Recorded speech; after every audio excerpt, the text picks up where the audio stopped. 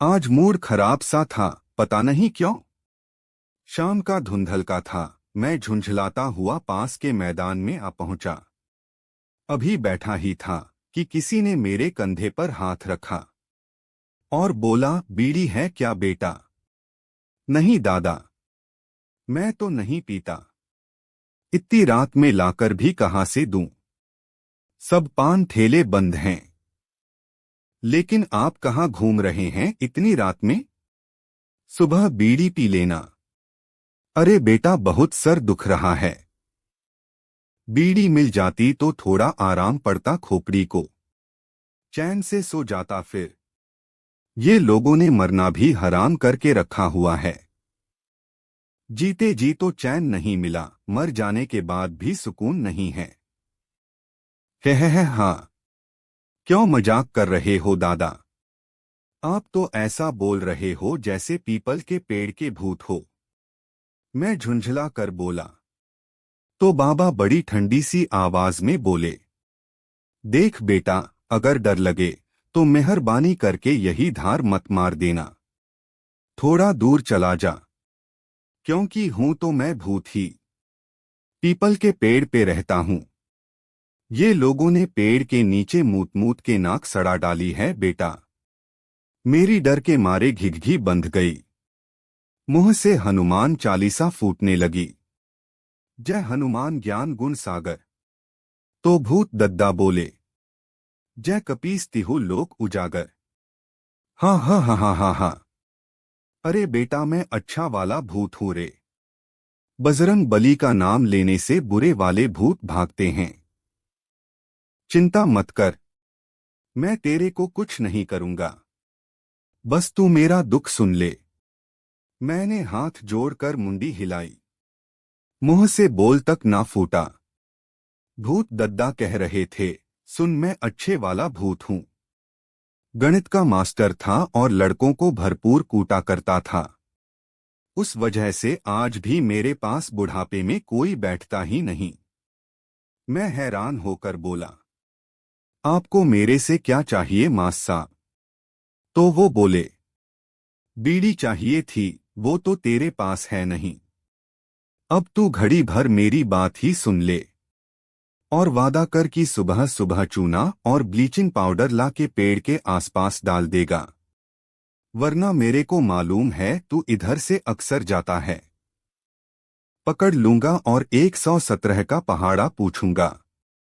इतना सुंदर पीपल का झाड़ है बेटा। कभी कभी जानवर सुस्ताने आ जाते थे, तो कभी राह चलते मुसाफिर और पथिक जरा दम लेकर अपनी पोटली खोलकर रोटी सब्जी का भोग लगाते। उनकी सुख दुख की बातें सुनकर मन बहल जाता था। और कभी कभी नया ब्याहा जोड़ा अपने घर संसार के सपने पीपल की छाव में बुनता तो मरे हुए हृदय से भी दुआ निकलती थी। अपने आंचल से दुल्हनिया जब अपने पिया का पसीना पोंछती तो मैं भी पेड़ हिलाकर हवा देता था। अपनी मन्नतों के दिए जलाने कितनी अम्माएं आती थीं। किसी को पोते का मुंह देखने की आस थी, तो किसी को बहू चाहिए थी। किसी किसी को तो बस बेटे से प्यार ही चाहिए। उनके आंसुओं के साथ मेरे आंसू गिरते तो उन्हें लगता कि पीपल वाले बाबा ने अरज सुन ली। छोटे छोटे बच्चे यहीं गिरते पड़ते, इसकी मिट्टी में लौट जाते और नन्ही किलकरियों में उलझा मैं भी अपनी बारी का इंतजार करता कि मैं भी किसी के घर जन्म लेकर किसी अम्मा की मन्नत और किसी जोड़े का सपना बनूंगा।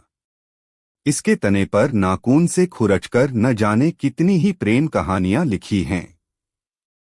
ये जगह किसी मंदिर जैसी पवित्र थी बेटा। सुकून की सांस, सपनों की अरदास और बचपन की मिठास जहां हो वो मंदिर ही तो होता। दद्दा कुछ रुके। सुनते सुनते मेरी आंखों में आंसू छलक आए थे। आंसू पोंछते हुए मैंने कहा, तो ये सब कैसे हुआ बाबा? तो दद्दा कहने लगे, 4 दिन से किसी नेता ने ये सामने मैदान में तंबू तानकर किसी किस्म का धरना लगा रखा था। वहां के लोगों को छांव के लिए तंबू थे और हवा के लिए पंखे लाए थे। फंदा मारकर बिजली ले ली थी। लेकिन साले पेशाब करने के लिए पेड़ के नीचे ही आते थे। बदबू से नाक सड़ गई है। पेड़ की जड़ें सड़ने वाली है। इंसान तो इंसान, जानवर तक अब यहाँ पर नहीं आते। बेटा, तू कल थोड़ा ब्लीचिंग पाउडर और चूना डाल जाना बेटा, कहकर दद्दा ने मेरी तरफ देखा। मेरा चेहरा जरा सख्त हुआ। मैंने उखाड़े जा रहे उस धरने के तंबू की तरफ देखा। बीड़ी पीता हुआ एक प्राणी हाजत मिटाने हमारी तरफ ही आ रहा था। मुझे गुस्सा आया और सन्ना के एक पत्थर मारा। पहले तो उसकी कमर के पास लगा। मुंह पर गमछा लपेटे मैं अंधेरे में उसकी तरफ झपटा और वो मुझे भूत समझकर भूत भूत चिल्लाता भागा।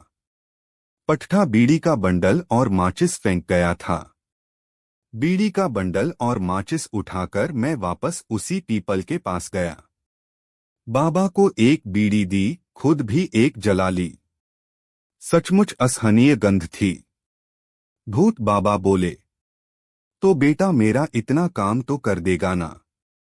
मैंने जवाब दिया, पक्का करूंगा बाबा, आपके लिए और इस पीपल के लिए तो मैं जीतेजी भूत बन जाने को तैयार हूं। अगले दिन मैंने व्हाट्सएप पर अफवाह उड़ा दी कि पीपल के पेड़ के नीचे सूसू करने वालों का भूत ने मेन पार्ट ही उखाड़ दिया। पीपल के पेड़ का भूत सूसू करने वालों की गोटी छील देता है, क्योंकि हर किसी के नसीब में इतनी अकल नहीं होती जो पेड़ की और पेड़ पर रहने वाले भूत की भावनाएं समझे। कुछ लोग डर ही समझते हैं, भावनाएं नहीं। करना पड़ा आखिर भूत से दोस्ती जो की थी। जी हाँ, मैंने भी भूत से साथ बीड़ी पी है। डिस्क्लेमर, कहानी काल्पनिक है। इसका जीवित और मृत तो छोड़िए, भविष्य में पैदा होने वाले भी किसी जीव के साथ कोई भी संबंध नहीं है। लेकिन ध्यान रखना, पीपल के पेड़ का भूत हिसाब से हाँ, सुसु नहीं करने का, क्योंकि वो उखाड़ लेगा। क्या उखाड़ लेगा? बस ये मत पूछना।